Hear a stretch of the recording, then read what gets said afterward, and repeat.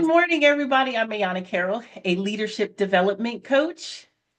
Hi, and good morning, everyone. I'm Corliss Collier, a mentor, a whisperer, and also a tech leader who pays my bills. And I'm here with my very, very, very good friend, Miss Ayana Carroll from ARC Consulting. So, Corliss and I were speaking just the other day about her network. We were speaking about Black leadership, growing Black leaders, and a conversation came up that she and I were having how folks reach out to her for mentorship. And it sparked a larger conversation that we thought we would bring um, to our LinkedIn connections. And some of the conversations that always come up to Corliss are mentorships. Tell us a little bit about how that happens, Corliss. No, and then, like we were talking, Ayana, I don't know if my network thinks I haven't figured out or I've coined something, but I want you guys to know I'm struggling and figuring this out every day as well. Um, the journey in the fight doesn't stop. It just gets different as you raise up the levels and take on new challenges. It just gets different. And I have a lot of people who come to me for mentorship, um, advice. I won't say coaching because I am not a executive coach like yourself or many of the other great coaches I have in my network, but just kind of help on how to navigate this crazy world we have out here. And I started thinking of like themes. And I do something that I have both within my company as well as personally. I do mentoring circles. And I just started going through themes because I was preparing for another mentoring circle that was going to happen. And the biggest thing I saw is that people weren't feeling like they could show up as themselves in the workplace. And then I know you and I were on the phone talking about just a whole bunch of other stuff. And that's when I kind of moved away from girlfriend chat to let's talk about business for a minute. And this is why I said, like, how do we make sure that people feel safe enough in this world where a few years ago where we were all throwing up, all the companies were throwing up black boxes and we support, to now where we are where we no longer support anymore because it's not economically feasible, to make people still feel comfortable to show up and feel safe in their workspaces so that they can produce and deliver. So that was kind of the whole crux of our conversation there, because there are a lot of people who are struggling with that feeling of belonging or the ability to be themselves in their space. Yeah. And that's where the conversation went to the lack of psychological safety. And psychological safety gets thrown out as a buzzword lots of times, but it's an actual real thing. And as I was doing some research on psychological safety coined by Amy Edmondson, I went down a rabbit hole. Like I was there. I was in that lack of psychological safety spot. And as you mentioned, I'm a whole lot of things and I lack a whole lot of things, but an opinion is not one of them.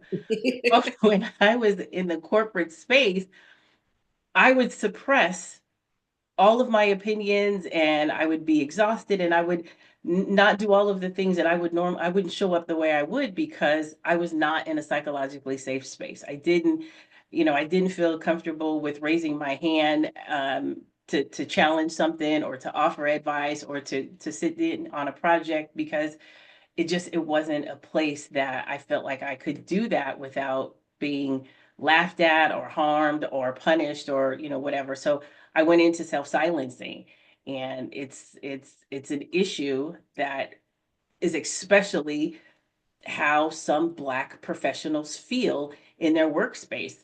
And that self-silencing also leads you to a place where you become stagnant in your career. And that's how people will start to see you like, well, they're not showing up. They're not speaking up. They're not doing all of the things. Well, because I don't feel like I'm safe enough to do it. So it's a double-edged sword. They see you one way and that you're not doing what you're supposed to be doing in order to grow. And that you're saying, I'm not going to do this because I don't feel safe in order to do it. So, It's, Ayana, the way I correlate that, it's almost like when you have a child, you always tell them, you teach them, don't touch the stove. The stove is hot. Even when it's not on, the stove is hot. The stove is hot. That's how you teach you have your toddlers in the house. You don't touch the stove. The stove is hot because you don't want them to touch it one day when it really is on and yeah. it is hot. That's how we feel in the workplace. And then at one time when we do stick our hand out, or I've raised my hand or done something and I've touched the stove, I've got the blisters on my fingers to show for it. Whether I've raised a strategy of some ways that something should be done and it was either dismissed until it was repeated by another colleague that looked differently than I did. Or, and like you say, so after that happens so many times, so after I've touched the stove a few times or maybe brushed by it and felt the heat so I didn't touch it, you're right. I've been there. I started self-silencing it as well. But what I also noticed is, and how I kind of started to pull myself out of it, and don't get me wrong, I still, like, if you ask me what is my safe meter from 1 to 10, one being one being completely safe and 10 being, run for the hills. I say Yeah. I live my life around daily, every day, 365, except for my vacation, my PTO days. I live my life about a 7.5 to 8 at work. Yeah, that's still pretty high. That's pretty high for someone who's as senior as I am and has Yeah. been doing this as long as I am. I live about a 7.5. And Yeah. that's stressful.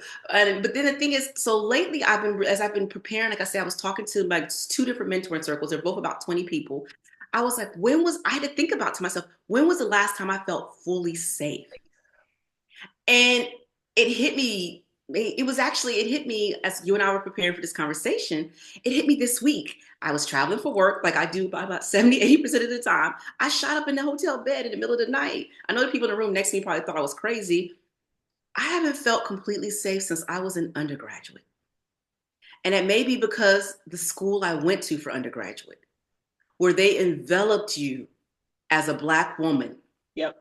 And as I went to Spelman College, you know that, Ayana. That's the first thing anyone knows about me when I meet. I don't know. Doesn't matter. I went to grad school all the time.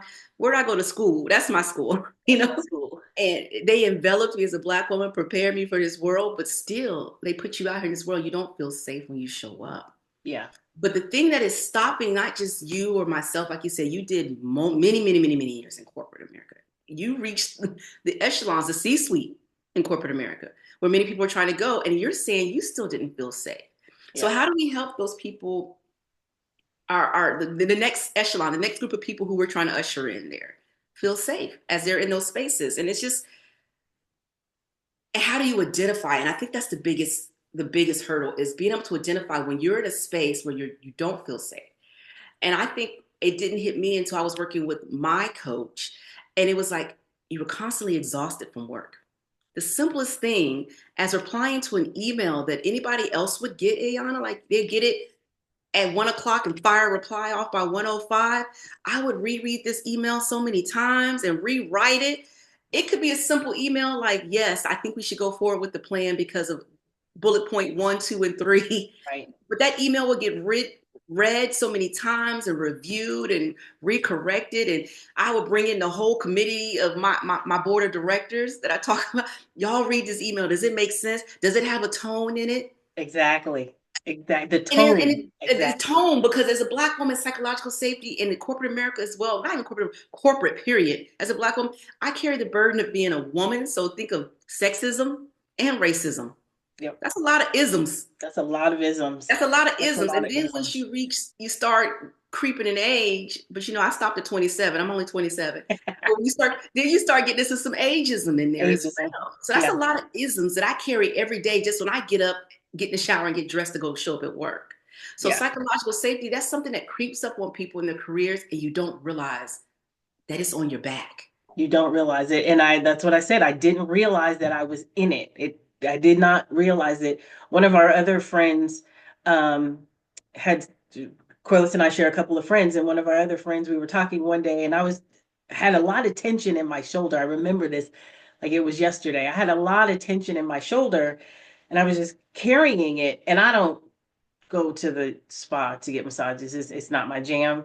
Um, and her husband had said to me, I was like, I don't get, he said, it's probably stress. And I was like, yeah, I don't get stress. That doesn't happen to me.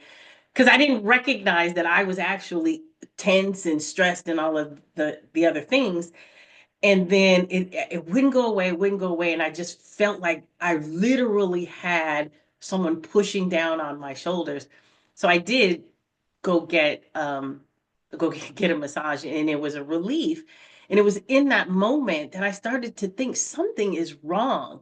And it isn't my personal life. It isn't my home life. Mhm. This has to be work. It has to be all of the stress and the tension and the trauma that I'm carrying from being at this job where I don't feel safe, where I don't feel like I could be my authentic self. And once you recognize those signs, then you can start to deal with those. But what Corliss and I don't want to happen is for another generation of Black professionals to grow up without knowing those signs when we can help you do that. So, I we design these chats to be very quick little tidbits of information, and then next month, we'll come back and we'll have a longer conversation about psychological safety and talking about the tools that you need in order to get through it. First, we'll define what psychological safety is.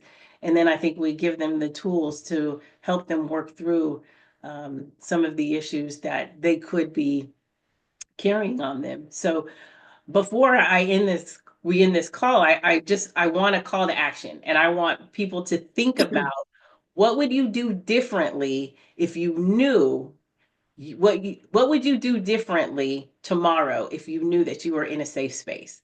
I had to think about that. Yes, What would I yes, do differently tomorrow if I knew that I wouldn't be punished for it and I was in a safe space? And punished isn't, it could be laughed at or it chastised or not is. taken seriously or all of those things. Think about what you would do. That's a powerful question. And I'll add to that is we hope that you guys go on this journey with us as we have these conversations. And, like Iana said, next month will be much longer and then you guys will be able to participate, ask questions back. But in addition to what would you do differently, I also want you to come and think about when was the last time that you felt fully psychologically safe in your in a space. Just think about that.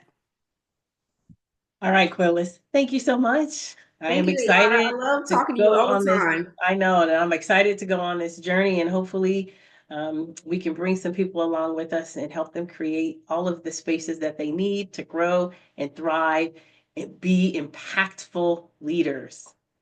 And empower and just reach that greatness that we know you're going to reach. We Yeah. know it.